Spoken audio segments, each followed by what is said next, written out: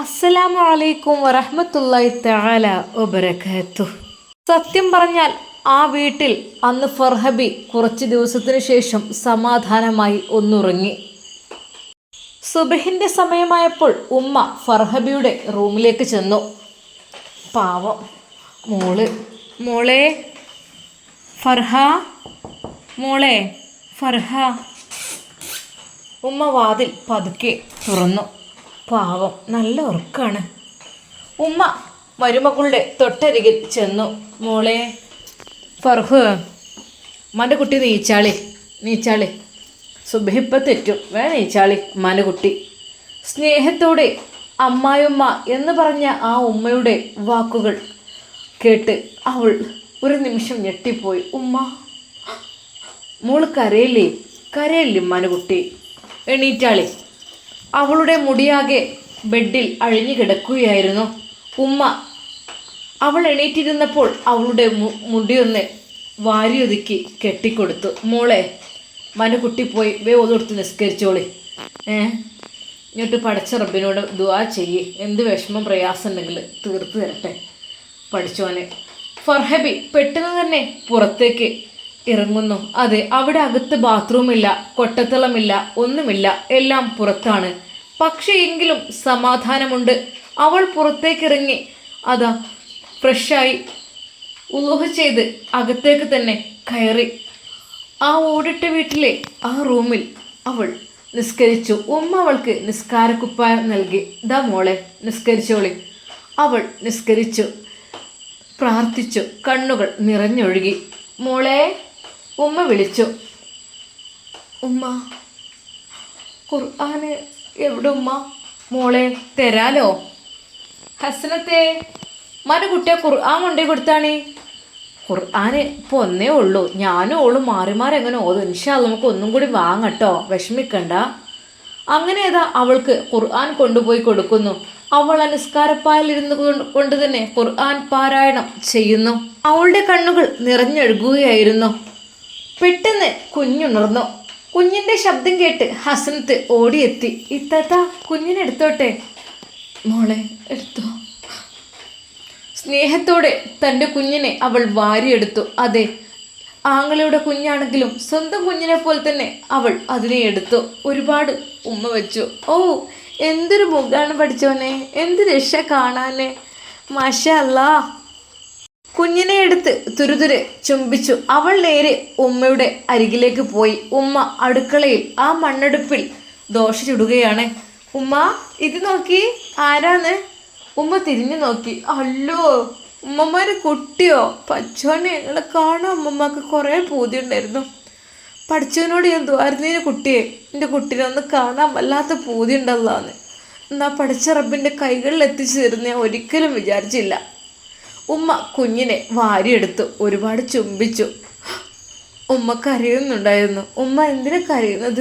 മോളെ എനിക്ക് ഈ കുട്ടീനെ എടുക്കുമ്പോൾ എൻ്റെ പൊന്നു മോനെയാണ് ഓർമ്മ വരുന്നത്. അതെ, എൻ്റെ ഫിറോസ് മോനെ.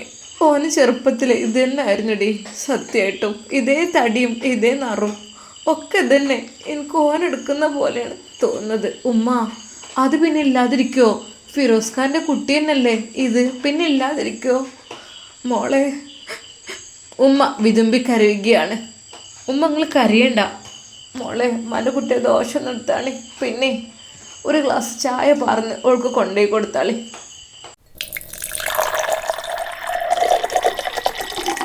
പ്രിയപ്പെട്ട നാത്തൂന് നല്ല ചൂടുള്ള കട്ടൻ ചായ ഒഴിച്ച് അതാ അവൾ അതുമായി പോകുന്നു. ഇത്താത്ത നിസ്കാരപ്പായിലിരുന്ന് കരയുകയാണ്. ഇത്താത്ത ഇത് കുടിച്ചോളി.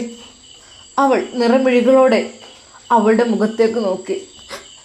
വേണ്ട മോളെ, ഇത്താത്ത അവിടെ വന്നത് കുടിച്ചോളാം, അങ്ങോട്ടൊന്നും കൊണ്ടുവരണ്ട. ഇത്താത്ത ഇത് കുടിച്ചോളി, നിങ്ങൾ ഇത് കുടിച്ചിട്ട് ഓതാനിരുന്നോളി. ഇനി ഒന്നും കഴിച്ചില്ലല്ലോ. മോളെ കുഞ്ഞെവിടെ? കുഞ്ഞ് ഉമ്മയുടെ അരികിലുണ്ട്. ഉമ്മ കെട്ടിപ്പിടിച്ച് കരയാണ്, എൻ്റെ ഫിറോസ് മോനെ പോലെ എന്ന് പറഞ്ഞിട്ട്. എന്നാൽ ആ ഒരു വാക്ക് കേട്ടതും അവൾ ഒന്നുകൂടി തേങ്ങി കരഞ്ഞു.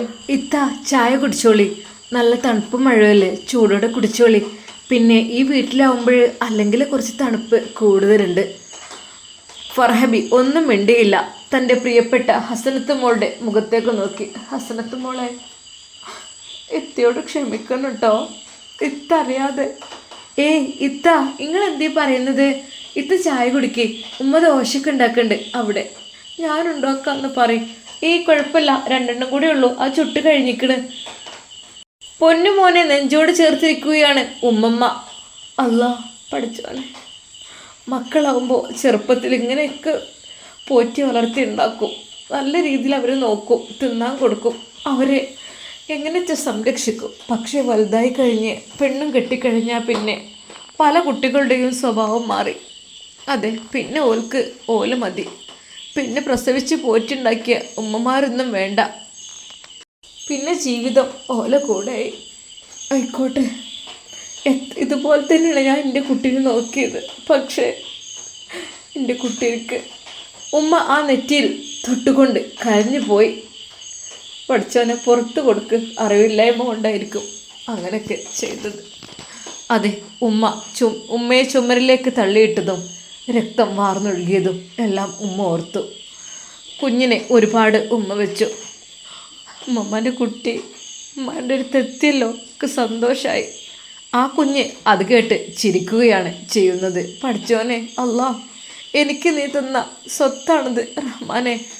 ഉമ്മ അതിനെ നെഞ്ചോട് ചേർത്തു. ബാക്കിയുള്ള ദോശ കൂടി ഹസനത്ത് ചുട്ടു കഴിഞ്ഞു. മോളെ, ഉമ്മൻ്റെ കുട്ടി ഒന്ന് വിളിച്ചാളി ഓളെ. എടി ഫർഹ മോളെ. ഉമ്മ സ്നേഹത്തോടെ വിളിക്കുന്നു. അല്ലെങ്കിൽ ഉമ്മ പേരൊന്നും തികച്ച് വിളിക്കാറില്ല. അത്രക്കും ഇഷ്ടമായിരുന്നു മക്കളെയും മരുമക്കളെയൊക്കെ. പക്ഷെ എന്ത് ചെയ്യാൻ. മോളെ ഫർഹ. ആ ഉമ്മ നിസ്കാരക്കുപ്പായം മടക്കി വെച്ച് ഖുർആൻ എടുത്തു വെച്ച് അവൾ അങ്ങോട്ട് വന്നു. അവൾ നേരെ ആ ഒരു അടുക്കളയിലേക്ക് വന്നു. അതെ, ഇരുന്നാണ് അടുപ്പുള്ളത്. പലകയിലാണ് ഇരിക്കുന്നത്. ശരിക്കൊരു ടേബിളും കസാരയും അങ്ങനെയൊന്നും ഇല്ല. പിന്നെ കോലായിൽ അങ്ങനെ ഒന്നും ഒപ്പിച്ചിട്ടിരിക്കണേ. പക്ഷെ അടുക്കളയിൽ പണ്ടത്തെ പലകയിലിരുന്നാണ് ഭക്ഷണമൊക്കെ കഴിക്കുന്നത്. മോളെ പോരി, ചായ എടുക്കുക. ഉമ്മ ചായയും കടിയും കറിയുമെല്ലാം ഉണ്ടാക്കിയിരിക്കുന്നു. അത് അവരുടെ മുമ്പിലേക്ക് വെച്ചു. ഉമ്മ വേണ്ട ഉമ്മ, ഞാൻ എടുത്തോളാം അതൊക്കെ. ഉമ്മ എടുക്കണ്ട. അവൾക്ക് സങ്കടം സഹിക്കാൻ കഴിയുന്നുണ്ടായിരുന്നില്ല. മോള് ചായ കുടിക്കേ. നല്ല ആട്ടുംപാൽ പാർന്ന ചായയാണ്. അയൽവക്കത്തുനിന്ന് കുറച്ച് പാല് ഞാൻ വാങ്ങിക്കൊടുന്നു, വല്ലപ്പോഴൊക്കെ വാങ്ങും. ഇന്നിപ്പോൾ കുട്ടിക്ക് പാല് കൊടുക്കാനുള്ളതല്ലേ, അതുകൊണ്ട് ഞാൻ പറഞ്ഞു 1/2 ഗ്ലാസ് പാല്. എന്നുവെച്ചാൽ ആ പാൽ ചായെങ്കിലും കുടിച്ചാൽ കുറച്ച് ഇതുണ്ടാവുമല്ലോ, അതുകൊണ്ട് തന്നെ.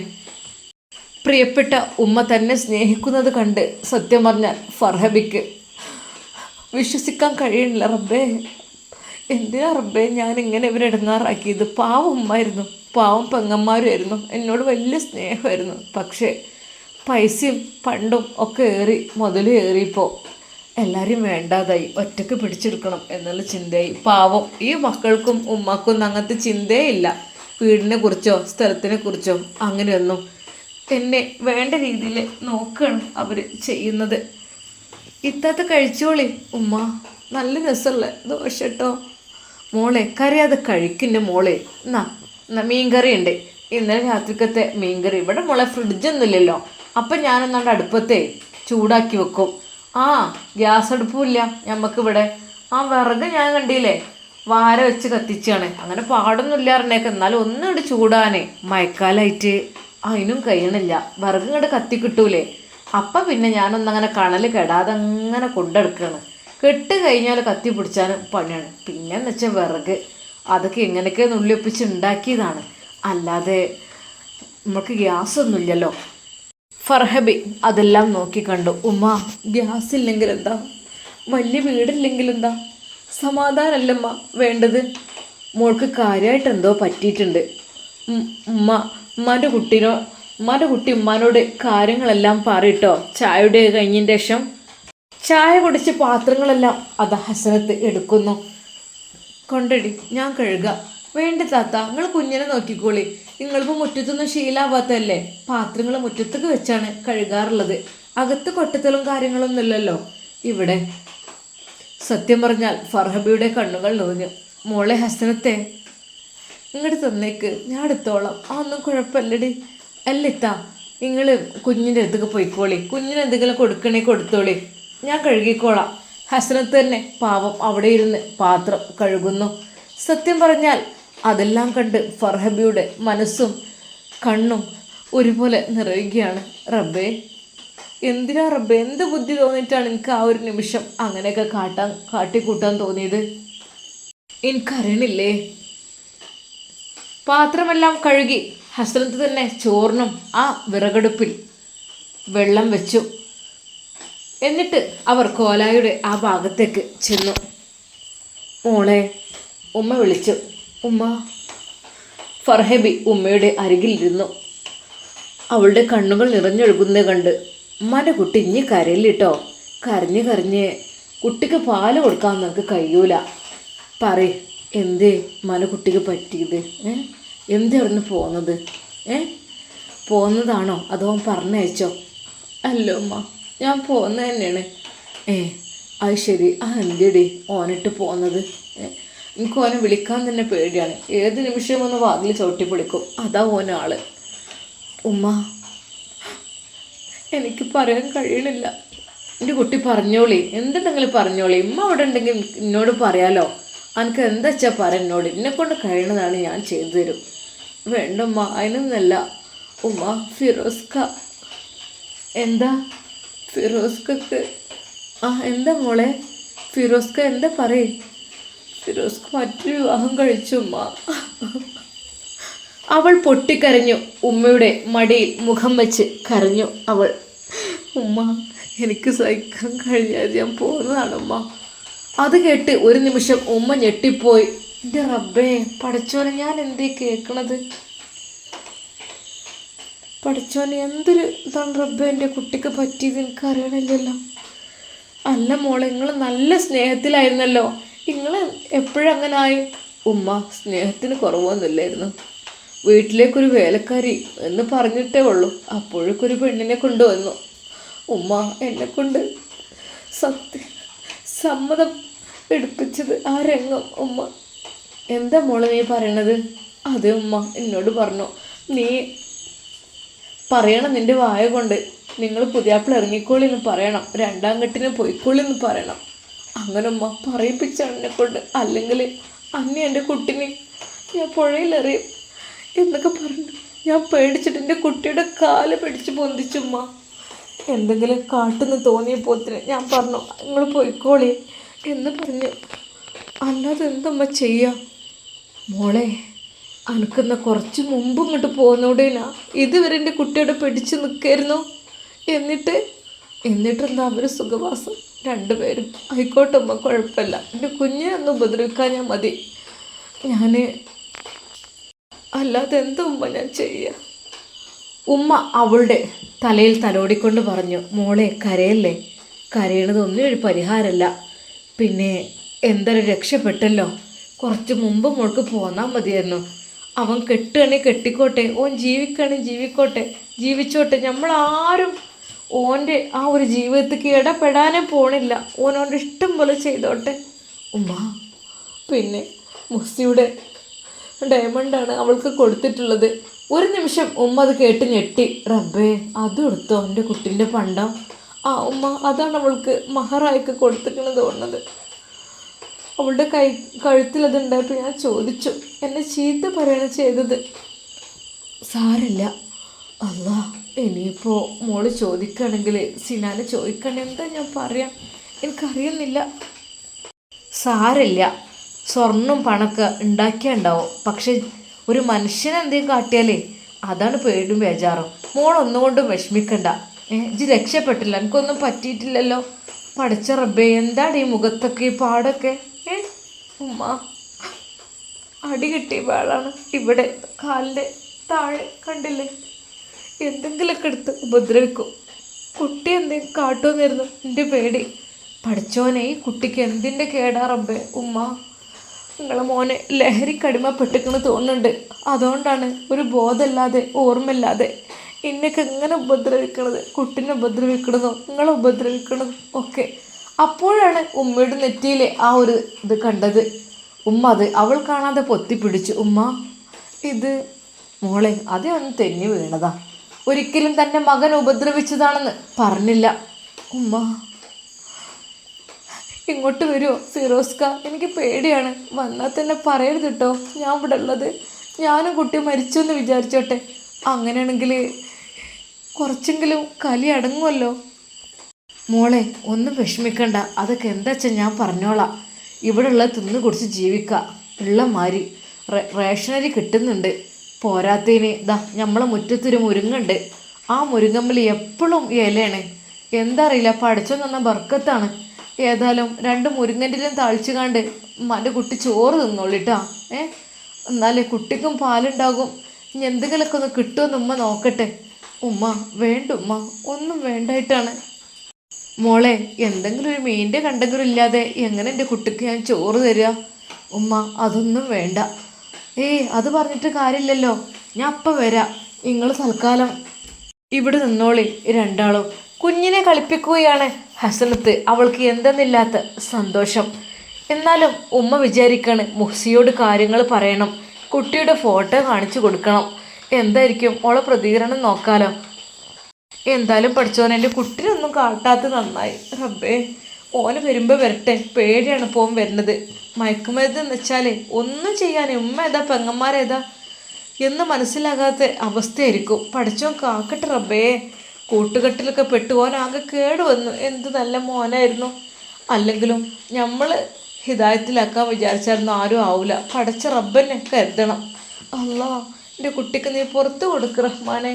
വിറകടുപ്പിൽ മൺകലം, അതാ മൺകലത്തിൽ വെള്ളം തിളച്ചു മറിയുന്നു. മോളെ ഹസ്നത്തെ അങ്ങനെ തിളക്കല്ല മോളെ, അപ്പോഴേക്കും അരിയിട്. അവൾ വേഗം അരി അടുപ്പത്തിട്ടു. ഉമ്മ അപ്പോഴേക്കും മുറ്റത്തെ ആ ഒരു മുരിങ്ങാക്കൊമ്പിൽ നിന്ന് പിടിച്ച് കുറച്ച് മുരിങ്ങയിലയും എടുക്കുന്നു. നല്ല ഫ്രഷ് ഇലയാണ്, ഇതന്നെ മതി. മോളെ ഇത് നുള്ളിക്കൂടി, ഉമ്മ ഇപ്പം വരാം. ഉമ്മ നേരെ അതാ അയൽവക്കത്തേക്ക് പോകുന്നു. താത്ത ഇതാരാ? ഐശ്വര്യന് കയറിക്കോളി. അതെ, ഒരു 50 ഉറുപ്പ്യ കടം തരിട്ടോ, ഞാൻ ഇൻഷാ അല്ലാ നാളെ തന്നെ തരാം. എന്തൊക്കെ തന്നെ എൻ്റെ പെൻഷൻ പൈസ കിട്ടുമല്ലോ, അത് കിട്ടിയിട്ട് തരാം. ഒന്ന് തരിട്ടോ. ആയിക്കോട്ടെ, 50 100 എത്ര വെച്ചാൽ തരാലോ. 50 എന്നാൽ ഒരു 100 ഉറുപ്പ്യ തന്നാളി, അതായിരിക്കും നല്ല. കിട്ടിയ ഞാൻ വേഗം തരട്ടോ, ഞാൻ കൊടുത്തേക്കാം. അപ്പോൾ തന്നെ ഉമ്മ ആ ഒരു പൈസയുമായി ചെന്ന് മീൻ വാങ്ങാൻ പോയി. പഠിച്ചോനെ ആ കുട്ടി ഉള്ളതാണ്, കുട്ടിക്ക് പാല് കൊടുക്കാനുള്ളതാണ്. ഞങ്ങൾ ഒറ്റക്കണി എന്തേലും കാട്ടിയിരുന്നു. അങ്ങനെ അതാ ഉമ്മ കുറച്ച് മീൻ വാങ്ങി കൊണ്ടുവരുന്നു. ഉമ്മ തന്നെ അത് മുറിച്ച് വൃത്തിയാക്കി പൊരിക്കിങ്ങനെ ചെയ്യാലോ. മുരിങ്ങൻ്റെ താളിക്കും ചെയ്യാം, മീൻ പൊരിക്കും ചെയ്യാം, അത് മതി. അല്ലാതെ ഇപ്പോൾ നമ്മളെ കൊണ്ട് ഇനിയിപ്പോൾ എന്തായാലും റബ്ബേ 2 ദിവസത്തിനുള്ളിൽ പൈസ കിട്ടിയാൽ മതിയേനോ. കിട്ടിയിട്ട് വേണം എന്തെങ്കിലുമൊക്കെ വാങ്ങിക്കൊടുക്കാൻ. ചെറിയ കുട്ടിയുള്ളതല്ലേ. ഉമ്മാക്ക് ചിന്ത മരുമകളെ കുറിച്ച് മാത്രമായിരുന്നു. കാരണം പാല് കുടിക്കുന്ന കുട്ടികളാണ്. ഉമ്മ വയറ് നിറച്ച് തിന്നാഞ്ഞാൽ മക്കൾക്ക് പാലുണ്ടാവില്ല എന്നുള്ള ധാരണ കൊണ്ട് തന്നെ ഫർഹബിക്ക് ആ വലിയ വീട്ടിൽ നിന്ന് ചെറിയ വീട്ടിലേക്ക് മാറിയപ്പോൾ തികച്ചും വ്യത്യസ്തമായ ഒരു രീതിയിലായിരുന്നു. മൊത്തത്തിൽ ആകപ്പാടെ ഒരു മാറ്റം. റബ്ബേ, അകത്തൊന്ന് കൈ കഴുകാൻ പോലും ഒരു സിങ്കോ വാഷ് ബേസോ ഒന്നുമില്ലെങ്കിലും റബ്ബേ ഇവിടെ സമാധാനമുണ്ട്. പഠിച്ചോനെ ഇങ്ങോട്ടൊന്നും വരാഞ്ഞാൽ മതിയായിരുന്നു റബ്ബേ. എന്നെ അഥവാ ഞാനിവിടെ എത്തിയിരുന്നാൽ എന്നെ ഉപദ്രവിക്കും, അതെനിക്ക് ഉറപ്പുണ്ട്. പഠിച്ചോനെ നീ കാക്ക്. മോളെ ഉമ്മ വിളിക്കുന്നു.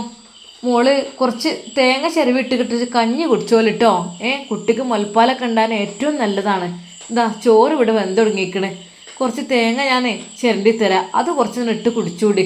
ഉമ്മ ചൂടുള്ള കഞ്ഞിയിലേക്ക് അല്പം തേങ്ങ ചിരവിയിട്ടു കുറച്ച് ഉപ്പുമിട്ട് അവൾക്ക് ആറ്റി കൊടുക്കുന്നു. എന്നാ മോളെ ഇത് കുടിച്ചാളി, പാലുണ്ടാകാനൊക്കെ നല്ലതാണ്.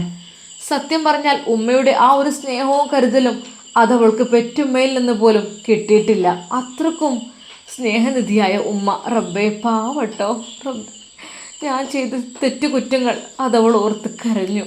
എന്താ മോളെ ഇനിയിപ്പോൾ? ഒന്നുമില്ലമ്മ. അവൾ കണ്ണീർ ആരും അറിയാതെ അതാ തോർത്തുന്നു. ഉമ്മ നൽകിയ ആ ഒരു കഞ്ഞി അവൾ കുടിച്ചു. മാഷാ അല്ലാ, അൽഹംദുലില്ലാ. ഉമ്മ നല്ല രസമുണ്ട്, മോള് കുടിച്ചോളി, നല്ലോണം കുടിച്ചോളി. പിന്നെ കുറച്ച് കുട്ടി ഉള്ളതല്ലേ, അതുകൊണ്ടാണ് ഞാനങ്ങനെ ഏമിക്കണത്. നിങ്ങൾ ഒറ്റ തന്നെയാണെങ്കിൽ പ്രശ്നമില്ല, നിങ്ങൾക്ക് നിങ്ങൾ തടിമക്കല്ലേ, പക്ഷേ വേറൊരക്കും കൂടി കൊടുക്കണ്ടേ, അതുകൊണ്ട് നിങ്ങൾ നല്ലോണം തിന്നേ. മാഷാ അല്ലാ, അൽഹംദുലില്ലാ. ആ ചെറു വീട്ടിലെ സമാധാനം നിറഞ്ഞ അന്തരീക്ഷം ഫർഹബി പടച്ച റബ്ബിനെ സ്തുതിച്ചുകൊണ്ടിരുന്നു. അവളുടെ മനസ്സിൽ ഒരേ ഒരു ഭയം, പഠിച്ചവനെ ഒരിക്കൽ പോലും എൻ്റെ ഭർത്താവിൻ്റെ ഉപദ്രവം ഇനി ഏൽക്കരുതേ അല്ല, അതിനുള്ള വിധി നൽകല്ലേ, ഒരിക്കൽ പോലും ഞാൻ ഉണ്ടെന്ന് ഒരിക്കലും അറിയരുത്, എന്നാൽ ഞാൻ രക്ഷപ്പെട്ടു, അല്ല എങ്കിൽ വെച്ചേക്കില്ല. ഫർഹബിക്ക് ഭയമായിരുന്നു. പടച്ച റബ്ബിനോട് അവൾ കരഞ്ഞു പറഞ്ഞു, റബ്ബേ എന്നെ രക്ഷിക്ക്, എൻ്റെ കുഞ്ഞിനെയും. അല്ലാ, എൻ്റെ കുഞ്ഞിനെ ഒരു പോറൽ പോലും ഉണ്ടാവല്ലേ അല്ലാ. സത്യം പറഞ്ഞാൽ ആ ഉമ്മയുടെ കൂടെ ജീവിക്കുമ്പോൾ മനസ്സിന് വല്ലാത്തൊരു സന്തോഷവും സമാധാനമാണ് വരുന്നത്. ആകെ ഒരു ടെൻഷൻ അത് ഫിറോസിനെ കുറിച്ച് മാത്രമായിരുന്നു. പക്ഷെ പാവം ഉമ്മയോട് അത് കാര്യമായിട്ടൊന്നും പറഞ്ഞില്ല. ഇനിയിപ്പോൾ ഒരു പക്ഷേ പറഞ്ഞു കഴിഞ്ഞാൽ ഉമ്മ മകനെക്കുറിച്ച് പേടിക്കും എന്ന് മാത്രമല്ല ഉമ്മാക്കും ടെൻഷനാവും. ഉമ്മയുടെ ആ ഒരു ദുആ അതെങ്ങാനും കേട്ട് കഴിഞ്ഞാൽ എൻ്റെ റബ്ബേ, അല്ലാഹു സുബ്ഹാനഹു വ തആലയുടെ ഇഷ്ടപ്പെട്ട ആളുകളിൽ നമ്മളെ ആക്കും.